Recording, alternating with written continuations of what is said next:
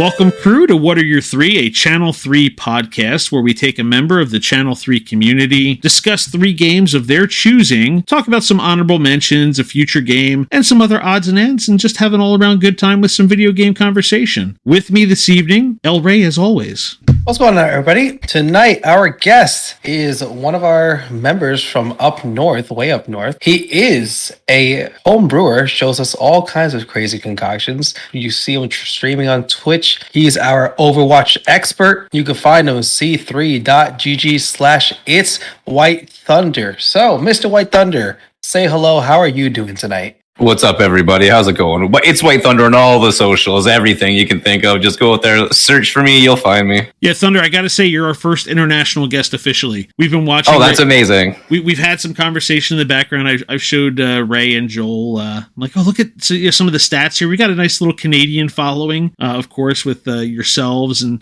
some of the other Canadian folks up there, but we got random Italy. We've got some other, like, England and some other random places, too. So it's nice. That's awesome. We're formally taking this international as we cross the northern border here. Well, I'm glad and honored to be the first international person to come on and, talk about video games with you guys. You know what's funny too, Ray? I think he actually might be the first person of the Pacific time zone as well, now that I think about it. Oh, man. Oh, really?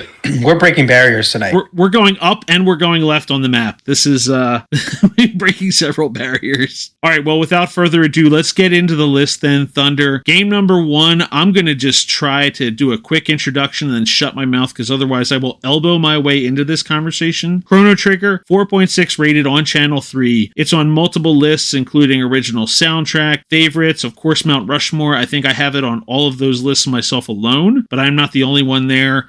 Go off. Tell us about how did Chrono Trigger end up number 1 on the list? I mean, speaking about the music, man, Nobuo Uematsu, you don't have to say much more after that, obviously, but I mean, Chrono Trigger, for me, I didn't really play a lot of video games growing up. I mean, I played them here and there, obviously, but I was more of a sportsy kid growing up. I mean, we would rent systems before I owned systems. We would definitely rent systems for the weekend and stuff like that growing up, which you used to be able to do, obviously, but aging myself. But I remember we moved to Victoria. My dad, I grew up military, so we moved around a lot. And we moved to Victoria, and I didn't really have a lot of friends, and I got really, really sick in 96, 97. And I was stuck inside for a while. And my dad rented Super Nintendo, and he went in and asked the guy to give him a game that was going to keep me occupied for more than a couple days. Because I was playing fighters and shoot 'em ups and stuff like that. I wasn't really playing many RPGs. I don't think I actually even played a story driven game before that game, you know what I mean? And as soon as I started playing Chrono Trigger, I was instantly,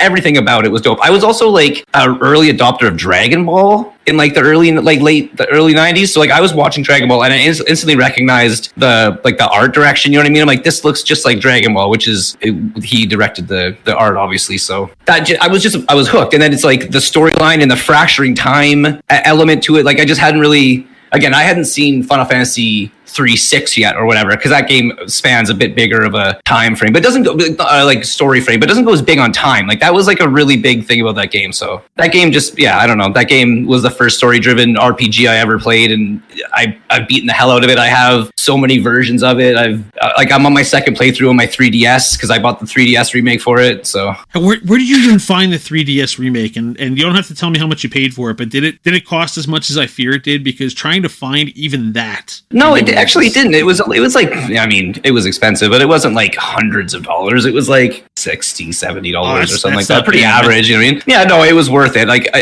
Now I've gone through it the second time, and the thing about that game is I've probably only beaten Lavos 3 times. So that was total. I've played that. Go ahead. I was going to ask that. So you talked about your dad going in and looking for a game that would take a lot of time up. This is a game that infamously has 15 endings. How many? Yeah. I was going to ask, how many do you think you actually got through? I mean, I've gotten through 3 because I've probably beaten it 3 times total. For the thing about the game is I would always end up restarting it. I never fully finished it. I would get to a certain point, and then, like I said, I didn't own the cartridge, so it's you would rent it for 3 or 4 days. I would put as much time as I could, and then I would never end up beating it, so then I'd have to start it all over again. And buying the original cartridge, even back in the day, was impossible. I'm lucky enough now that I own the original cartridge, but you just couldn't find it back in the day. You know what I mean? So like I said, we didn't own systems, and I only ever rented the systems to play the game. So I would get far enough with like save states on the system game when I would rent it. Hopefully someone like had not erased the game, or like, because there's probably only like 3 or 4 cycling through that one like rental place, right? Yeah. Hopefully your save state was like continued on by someone else, but for the most part, I only ever beat that game. Yeah, exactly. So I probably only ever beat it 3 times, maybe. I want to say conservatively 3 times. Even though I have the version on my,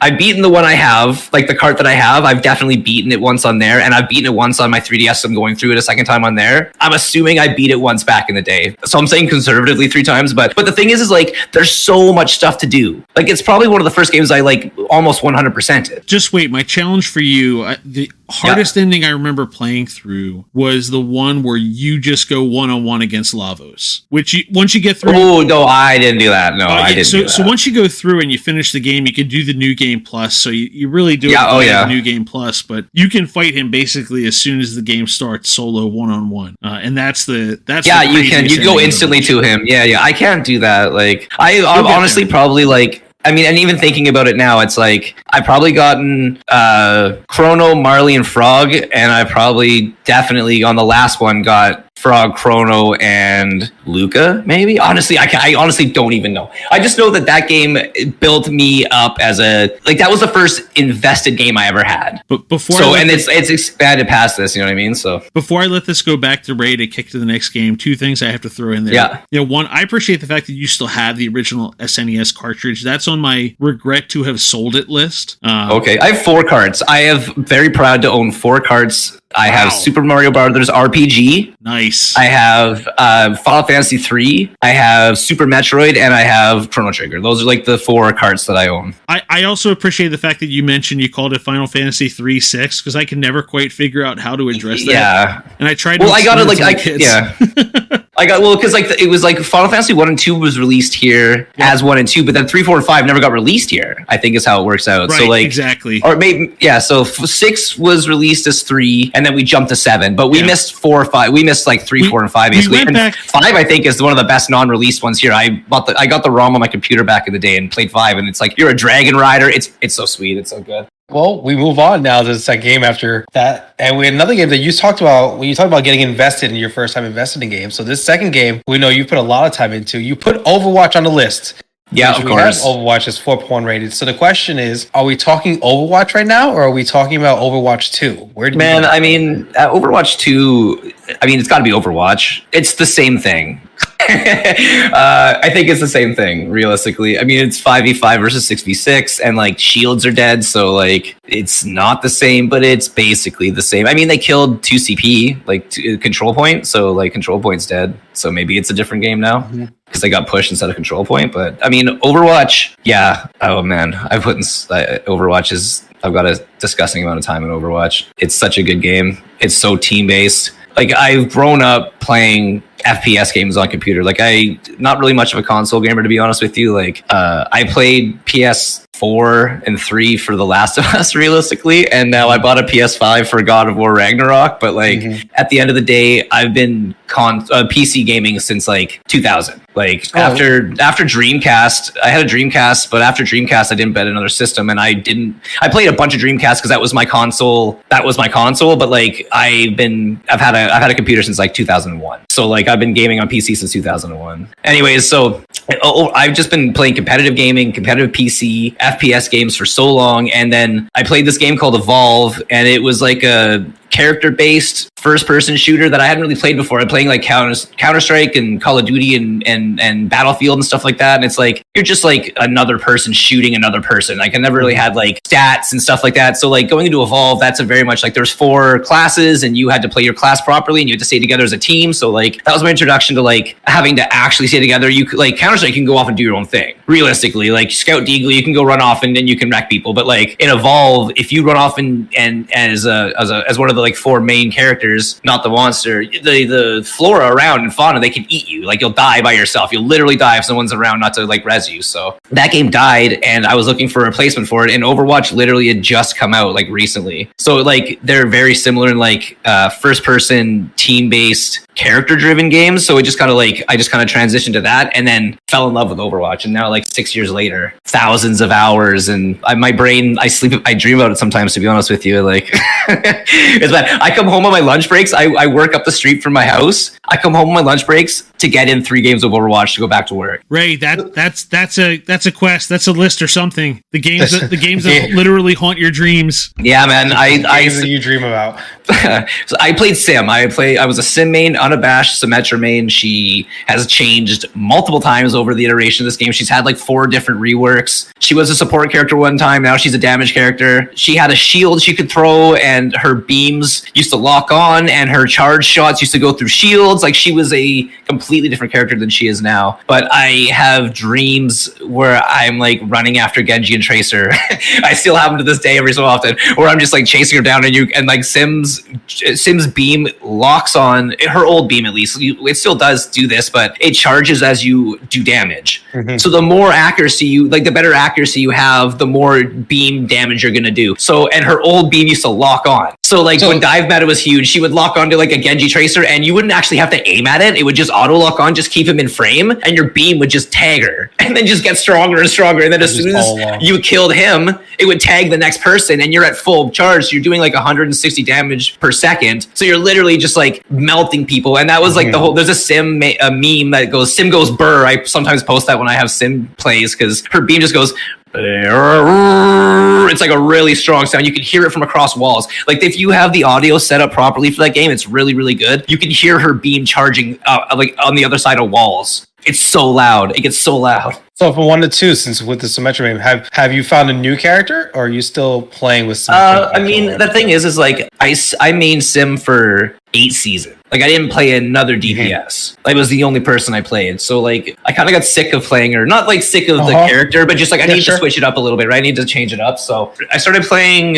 Pharah, which I feel really strong with. So I'm really good with Pharah. But then like, the thing with Overwatch is like, it's kind of salty. Even the community will admit it's a pretty salty game. And tank and support are really where people need to play, because everyone wants to play DPS. When at the end of a game of Overwatch, I always type in chat, vote your healers, because the support characters have the littlest pull to play, because they don't have as much fun as everyone else. Even tanks now in Overwatch 2, I love being a tank main because tanks have a lot of fun. Support members are getting jumped on. The support right now is the worst. It's the worst to play for sure. It sucks. It's always the quickest queue time as well. Exactly, because the game is begging you to play. They're looking to like, exactly, and if you want that battle pass XP, it's like, you play support or you play like random. Like, you're better off going random, because at least random you have a chance of not playing support. You know what I mean? Like, every so often I'll get DPS going random, and I'm like, oh my god, the gods are looking at me right now. This is great. But yeah, like I play. I'm like definitely transitioned from Symmetra to Zarya. Zarya is a beefy, like, I look at Zarya like a beefier version of Sim, because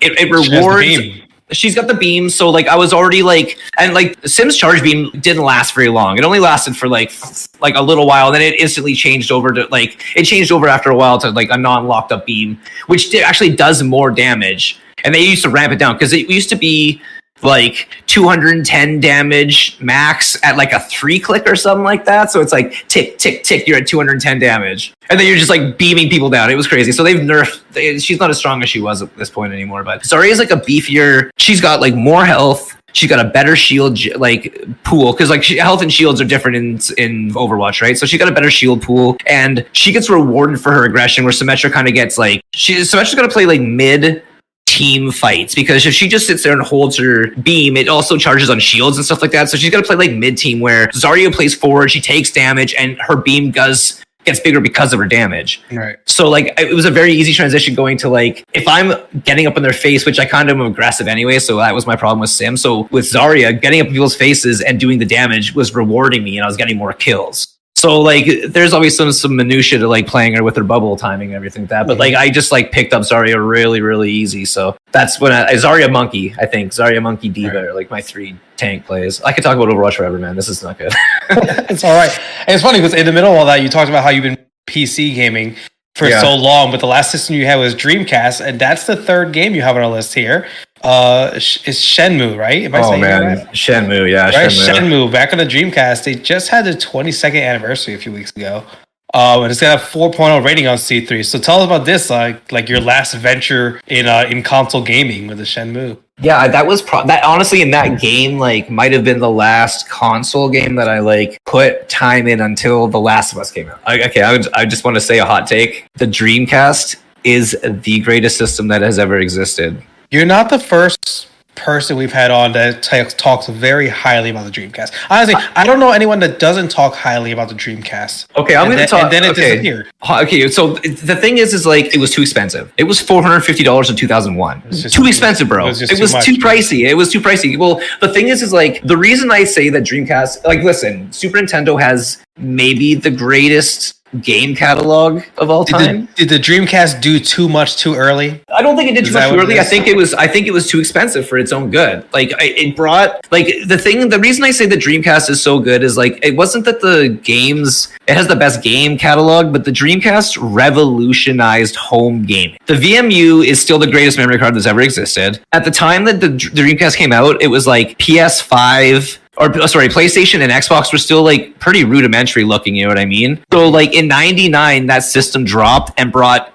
active arcade graphics at home. That's bonkers, dude. That's actually crazy. It outperformed all the other systems. And again, it was twice as expensive, which is the downfall of it, right? But it like brought legit, like you could play Soul Calibur, which is again, another hot take, the greatest 3D fighting game of all time. And maybe one of the best arcade fighting games of all time. Like, okay. Soul Calibur 3 was the only arcade fighting game that you started an account on and your character could fight people in the arcade. Like you leveled up you went in and put in a password, and when you played, your character would pop up, and then you would fight and you would level up if you won or lost. And then when you left, your character stayed in the system. So like at the arcade here, you would go by and there'd be a Cervantes named Urban just wrecking people because all I did was play Cervantes on that system and like level up my character big time. So Dreamcast, greatest game. Anyway, so many like great arcade games, and they still hold up. Those graphics still hold up. Anyways, Shenmue, time frame in a game. That game, holy moly, dude. I don't even know how to describe you. If you don't know anything about that game or never even heard of that game, it is like it was created by the guy that his name is Yu Suzuki, and he created what was it called? It was Virtua Fighter, and he made Outrun, and he made Hang On, and he was making all these games for Sega, and he wanted to make longer games. He's like, I want to make a longer game. So he initially had started developing a Virtua Fighter RPG. And when the Dreamcast got released, they dropped the Virtua Fighter thing and it became Shenmue. And it's like a detective fighting RPG. Because it's all the fights, it's like the Virtua Fighter moveset. So it's like back, forward, like back, forward, up, punch, kick. That's how you fight people. That's the RPG element of it, is like the more you fight, the better your moves are and the faster they are executed and the less slow down time you have at the end of them and stuff. So your moves just get better and better and better, right? The game starts off, you walk in, you're like a martial artist, your dad's fighting this crazy guy asking about some junky mirror. He kills your dad, and then the story is you being a detective trying to figure out who killed your dad. I'd never played a game like that before. Like I had played RPGs and stuff like that, but the game is more of a detective game because you're literally like running around looking for clues as to like who Lon D is and like what this jade mirror is and like what your dad's just like a regular dad who's like all of a sudden he's getting murdered for some mirror you've never heard of before. Like it was such a crazy story, and like Yu Suzuki spent $47 million on that game. It was the most expensive game at the time because it revolutionized QuickTime events. There was never like Dragon's Quest and stuff like that had used QuickTime events, but they weren't as like integral to the story, I guess. I know Dragon's Quest is just QuickTime events, don't get me wrong, but the way that they were executed was more cinematic, of like revolutionized that game basically. But also like the day and light cycle, the games didn't have a day and light cycle at that point, and characters, NPCs would just like live their mundane lives and stuff like that. It was such a crazy game. Like I'd never really experienced anything like that. And then at the end of the game, genius doesn't end the game. You just get on a ship and you go to China to go find Lon D. So then I'm like, oh my God, this game didn't end. I got to go find Lon D in China. So then you like at the end of the game, you go to China, and then it's like, if you'd like to pre-order the game, then they give you a link. And this was in 2001. They give you this like link to go and pre-order Shenmue 2. So I spent $145 pre-ordering Shenmue 2. It comes. I'm in China. I'm loading boxes with a forklift to make money because I got to go enter these street fights to figure out who, like, oh man, I don't know. I got to stop talking about this game. I literally could talk about this game forever. It's so good. Have you guys played this game? I've not played this, but it's funny you talk about the QuickTime events. You talk about the Dreamcast, because the one game that I remember from the Dreamcast, there was Die Hard arcade game. It was not the actual Die Hard arcade game because of licensing that made it to the Dreamcast for the home console. They called it something else, but it was the Die Hard arcade game. But it too, I remember the QuickTime events. There was something about the Dreamcast, like Sega was big on trying to have those breaks in there with those QuickTime events, because they were mixed up in there. So no, I never played Shenmue, but hearing all about the QuickTime events, that's immediately where my mind went. That was a thing for Sega at the time, I think. Yeah, they were really trying to push the QuickTime events, and like I remember like there's a part in Shenmue 2 where you've met up with this gangster and you're on this rooftop fighting this big giant guy, and you've got to like hit this QuickTime event. I mean, listen, the system is old, so there's a bit of lag on it, right? But there's a QuickTime event where you're jumping across a rooftop to a rooftop, and I must have failed that thing for like 3 days because the lag on it and the timing of the QuickTime event. I feel like I just couldn't get it. Like I stopped playing the game, I walked away from it, I came back. There was some frustrating things in that game, but like overall, like it was so like the way that they made that game was just, oh man, that game was so great. I recommend playing it. And they do say here that Shenmue is coined as the game that kind of make QuickTime events popular. I think it's like the newer game. Yeah, exactly. Yeah. Like I think Yu Suzuki is credited with coining that term, QuickTime event. Yeah, I know he coined the term, but he was truly trying to push the QuickTime events in that game. Like what a great game. Oh my god. What legitimately maybe the best game on the Dreamcast. Just for like scope and scale, like it's so good. Well, let's jump up a few systems and let's talk about your honorable mentions. We're going to start off with Astro's Playroom, which I probably could just describe as a freeware demo for the PS5. They had a similar for the PS4. This thing's got a 4.8 rating. There are people going out of their way to make sure they're rating Astro's Playroom. I told Ray, I mean, a tech demo is probably the simplest way to put it, but there's a lot more to it, and I'll let you go off here. Talk to us. Sure. Why Astro's Playroom here? How many people have rated it? Oh, I don't know that one off the top of my head. Can you see? I'm just curious because I was the one that got it added, so I'm just curious about how many other people have actually gone through the effort to rate it. Because I'll tell you, like I've listened to all the episodes already, right? I think one of the like underlying similarities is that people are trying to get into gaming with their kids. It's like a dream. I'm that person too. I want to like bond with my kid playing video games. And try as I might, Liam has not quite figured out controllers. I don't know what it is. I gave him Mario Kart, bumper pads, auto acceleration, and he just wasn't figuring out the left and right in a 3D environment, which I totally understand it. If your brain's never comprehended that, it'd be hard to like describe going left and right and not going forward. And like, you know what I mean? I can understand how he might not get that. So I wasn't too stressed out about it. But for some reason, he picked up Astro's Lab. Dude, he destroyed that game. He's so good at that game, like impressing me every single time. Like he's gone through the end and beaten the dragon. He's beaten the dragon. I don't know if you guys have played that game or not, but like I didn't play that far into it. I didn't realize there was like an intense mental fight. There's a last boss fight. So once you beat the 4 like initial rooms, an area downstairs opens up that's like a retro area, and then you jump around all these like little platforms. At the end, you fight like at first it's a pixel dragon, then it turns into like a more like PS2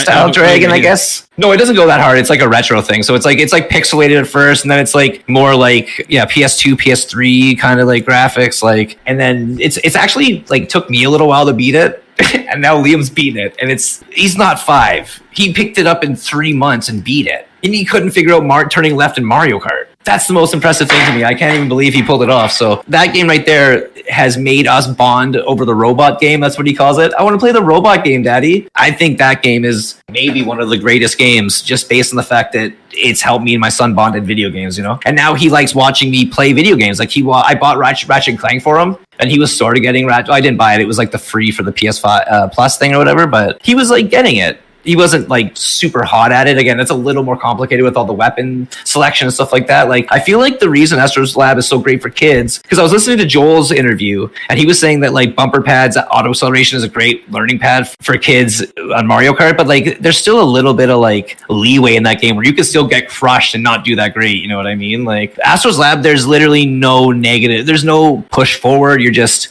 doing your thing. If you get hit by the monsters, you don't actually die. You just pop and then reform. Like, there's little to no negative outcome from that game. So like that game is going to be the game that makes me and Liam play video games together. And I can't even put a price on that, even though it was free. It was worth the $600 for the PlayStation. All right, let's talk about your other honorable mention. We'll talk about one more here. Let's talk about Afterburner. Now, dude. I didn't ask in advance because Afterburner's had quite a long history. You've got everything. No, I'm talking Sega Genesis, man, or Sega Master System. I was just wondering, kicking it old school, going back to the 8-bit days, where I was trying to figure out. This was. I remember this one. Even I took my kids to Disney a couple years ago. They had the arcade cabinet for this one, and this yes, that's what I was gonna say. Because you get that arcade cabinet, you sit in it, you get the joystick and the throttle, and you get like the full enclosed experience. But we're going back to the 8-bit days. I'm here for it. Go on. No, we're doing okay. So like I said, I didn't play video games that much as a kid. I played sports. Like, my dad was military, so in the military paid for like whatever for the most part. So my dad was like, you're not going to be inside playing games. You're going to be out doing sports, soccer, baseball, jiu-jitsu, blah, blah, blah, whatever you're doing something. You're not playing video games. So I remember the very first video game I ever played. And that's another thing I wanted to add for Afterburners, because I feel like a lot of people are going to be like Mario for their first games. But for me, the first game I ever played was, we were playing around, and this new kid, shout out to Brandon Swatsky, we're like still friends on Facebook. We still talk every so often. I must have been 7. He just moved into town, and like, he was a new kid. No one wanted to hang out with him. And he rolled up to us and said, hey, do you want to come hang out at my house? And I didn't like that. I just remember this at a really early age, not liking that everyone didn't want to hang out with him. I thought that was like not cool. So I was like, let's go to your house. We went to his house. We went to his basement. He fired up Afterburner, which I had never seen video games before. And I was like, what is this? And his mom brought down chili and cornbread, and we crushed chili and cornbread and played Afterburner. It is my very first video game experience, and it has left an indelible mark in my brain as video games are a universal way to make friends. If you go back and tell your dad, listen, forget about soccer in real life. There's going to be a point in time someday we're going to strap rocket boosters to cars, and we're going to play giant soccer, Dad. You're going to see. Believe me, like, my dad would not be cool with any of the video game stuff. He's like such an old school newfie dude. Like, it's like, bye, that's a waste of your time there, bye. Don't be doing that now, eh? Oh, we even got the newfie accent in here. Nice. Eyes to bye. Shout out to Randus Bobanus, wherever he is right now. Is he a newfie? Oh, yes. Yeah. Eyes the buy that builds the boat, my friend. Anyways, yeah, Afterburner, dude. I honestly couldn't tell. I think that game is like very short. I think it's 7 levels. I probably never got past level 4, but I think that like just at an early age, like discovering that video games are a way to make friends well before online gaming or whatever, it just breaks barriers. Like, not that this makes a difference. He was also like my first black friend. So like, it broke down. We were talking about breaking down barriers. There's like so many barriers that Afterburner for me broke down. But I think the biggest one literally was like, video games are a way to make friends and do things with friends. And that's like consistent through to my 40s. You know what I mean? Like, so I thought Afterburner was like very apropos. And maybe like, I don't think anyone's going to pick Afterburner. And also, I don't think anyone's going to pick a Sega game as their old school like pick. So I thought I'd kind of switch it up a little bit. All right, so let's head to the future then. The one game you're looking forward to, we got Dead Space Remake. Yeah, so like, if this was like, 4 weeks ago, I've been looking forward to Overwatch 2 for I don't even know how long. Right, that game's been in development for 2 years. And also God of War Ragnarok, I've been looking forward to that game forever too. Both those games just kind of came out, and like, I mean, nothing else was on my radar, but the Dead Space remake, Dead Space is a dope game. I literally looked up the next like 8 months window of release games and was like, oh yeah, Dead Space remake, that's sick. The original Dead Space is super tight. Callisto Protocol looks pretty cool too. Can't tell you too much about it, but if the Dead Space remake is just like a fancy coat of paint and some like updated mechanics, then that's a like, you got to get that game, dude. That game is amazing. Yeah, I mean, you can't talk about fancy coat of paint on that one. A Callisto Protocol, you mentioned that looks nasty in a good way. It looks cool. Yeah, it looks great, but I don't know too much about that game, so I can't tell you what's actually going to be with like storyline stuff. But I can guarantee you that Dead Space is going to be solid because Dead Space was a good game. So yeah, Dead Space looks like they basically are rebuilding it from the ground up, kind of like they did with The Last of Us. It's a clean looking remake. Yeah, that's the thing. It's going to be the same thing.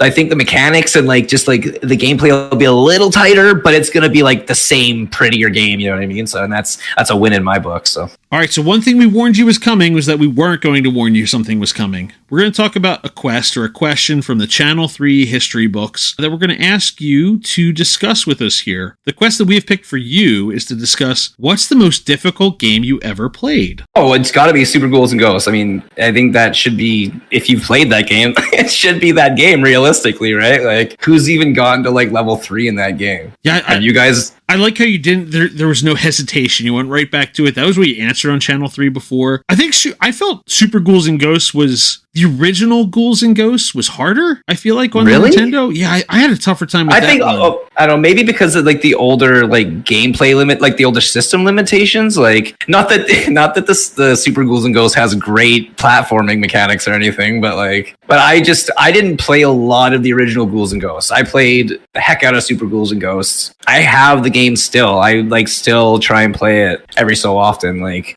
now with save states, I've gotten pretty far in it, but I couldn't imagine who has actually put in the time and effort to like gotten into that game and played and beat it. Like that game is ridiculously difficult, and like just like a testament to like old school game developers being like, I don't care about my audience. I also know I'm gonna get torched for this too, because I can't remember whether it's Ghosts and Goblins, Ghouls and Ghosts. Like they all have interchangeable names depending on whichever one it is. Yeah, I think the original one isn't Ghouls and Ghosts. I think it's Ghosts and Goblins. I think you're right. I think it's Ghosts and Goblins. That's where I'm like, oh god, because then it goes. I think it's Ghosts and Goblins and Ghouls and Ghosts. Ghouls and Ghosts. Yeah, that's like it's all over the place. And Ghosts and Goblins, Super Ghouls and Ghosts, and then Ghosts and Goblins Resurrection. And just like that game too. Like I believe you're Arthur. Yes, I think you're Arthur going in like, yeah, totally. That game is so frustrating, dude, because like you get so strong. If you like, also, what the hell is with that game is so unnecessarily difficult. If you don't like go backwards, you don't get power-ups. Hey, listen, the very first chest it's so crazy. That game doesn't make any sense. You definitely need a guide to play that game. That's what those arcade games are about, just sucking quarters up. Jeez Louise, with these on my knees, man, I'm telling you. Like that game is insane. A lot of those old games, like you said, like, we're not really worried if people can play them. We're just gonna make them the way we feel like. I honestly feel like game developers back in the day were like, this fad's gonna die, let's get our money and get out. Like they're just like pumping out games, trying, like ET's a great one, but like yeah, they're just trying to pump out games because like they didn't think video games were gonna last because arcades were doing so good at the time, you know. Everything was like the entry price point was too expensive, and like they're like, let's just make games that are just insane that you're never gonna beat, and then we'll just get out and never make a game again. All right, with that, we get to our final question, as the one we ask everybody. What has been your favorite feature of Channel 3 so far, Thunder? I definitely like have been digging the experience like factor of the whole thing. Like I was a pretty early adopter of social media even back in the day. Like as soon as Facebook was available, I got on. Like I said, I was military and I grew up in a lot of different places. So as soon as I found a way to like freely not, because like kids, you had to pay for text messages back in the day. So like as soon as I found a free way to message people across the country, I was like, oh, I'm all about that. I've been an adopter of everything up to TikTok. I'm not really into TikTok, but I feel like just being with all those social media apps and everything, it's like they're great. It's more for like you trying to like see what other people are doing. And with Channel 3 and the experience thing, it's like I'm being active for the sake of being active and not being active for the sake of seeing what other people are doing. Like me interacting with people is going to affect my experience level, which is going to like give me more avatars or more cool things to like react with, or like it's a game. Channel 3 is like a game. It's like you've turned social media into a game, and that is like the greatest thing.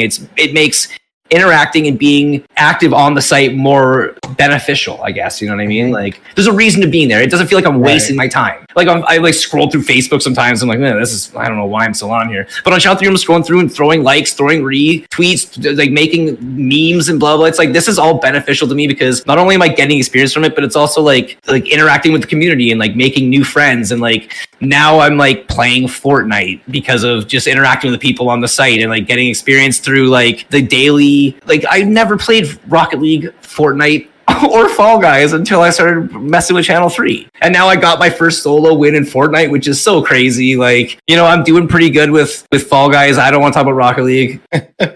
But I think the experience and like making it like giving me a reasonable reason to come back and not just coming back for the sake of coming back. You know what I mean? Like, and we throw Overwatch out there for you every couple weeks just to make sure a little treat for you. Hey, Listen, what's his name? Darkwing. Darkwing took my last one. Darkwing took my last one. I messaged him. I actually messaged him. We're gonna start queuing together. But I was very impressed. The thing about that is, I will say that I was dead asleep when he posted that at like 10:45 at night, like an hour before the end of the thing. Like I had to wake up at 6 a.m. I wake up at 6 a.m. to go to work. So I was like, woke up and I was like, hey, you didn't post that. You're like, oh, you got beat, dude. I was like, what? You're better off than the problem Ray had was Ray and Cody Davis were going back and forth and wouldn't go to sleep. The two of them were going back and forth on a Kirby. Was that the Kirby Superstar races? Yeah, I will say if I'd been pinged that he beat my score, I probably would have stayed up for the extra hour trying to beat it. Because I only won because Dan told me at 11 o'clock at night that Cody had posted another score. Yeah, see, if I'd been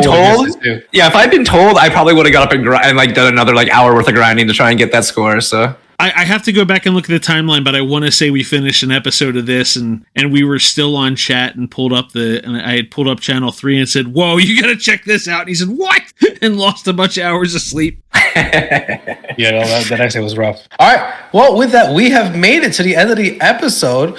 Special thanks again to our guest, It's White Thunder. You can find us on c3.gg/itswhitethunder. You can find the podcast at c3.gg/podcast. These drop every Wednesday morning at 3:33 a.m. Eastern on all the major platforms, including Spotify, Google Podcasts, and Apple Podcasts. I'm El Ray. The Dan Tucker runs this whole show. It's White Thunder was our guest tonight. That's Take me. care, everybody. Have a good one. I didn't ramble too much there. I wasn't rambling too much, was it? You're good. You're good. These games, like, I mean, it was good, like, passion definitely, stories. like, The enthusiasm works. Like, yeah, like Chrono Trigger and Shenmue, those games I like put so much time into, and it's like I could literally sit here and talk about them for hours. Like I was really trying to like keep my like my things concise. Do you want to hear? I don't know if you know much about Chrono Trigger, but I have like a really crazy story about Chrono Trigger. What's that? Do you know much about like the development of Chrono Trigger? Not as much as I probably used to or wish I did. Dude, Chrono Trigger was going to be a Final Fantasy game. Really? So yeah, the director of Final Fantasy, the director of Dragon Quest, and they were going to America to like look at. They were like scoping out new hardware for systems and stuff like that, and they were hanging out with the art director of Dragon Ball. Like the guy who made Dragon Ball, and they were all in America looking up stuff, and they got together, and while they were making Final Fantasy VI, they were like, we got to get together and make a game. It's something that's really, really, really crazy. So they like had this idea for this like scorched earth kind of like ruined world, and the characters were going to go through and they're going to have like save the world at the end of the day, blah, blah, blah, blah. They like started building all this stuff on the side while they were making Final Fantasy VI. Final Fantasy 3, right? They started adding a time traveling thing to it. This was still a Final Fantasy game. They started having a time traveling thing to it, and then while they were making it, they were like, "This is just too much." With like because like they had decided on like the weapon system. There was going to be like 20 different weapons, and it was going to be a real time fighting game. Like all this stuff, and then they added this time traveling element to it, and then like a bit into the development after the time traveling thing, they were like, "This is too much of a game. We've got to break it up." It was eventually called. It was like they were calling it Seiken Densetsu, if you know what that game is. But anyways, it was called Seiken Densetsu, and then when it got broken up, the time traveling game got called Chrono Trigger. The other game got called Secret of Mana. So like they created Chrono Trigger, Secret of Mana, and Final Fantasy 6-3 in the exact same like 2-year period by the same team. Well, we got a post credits now.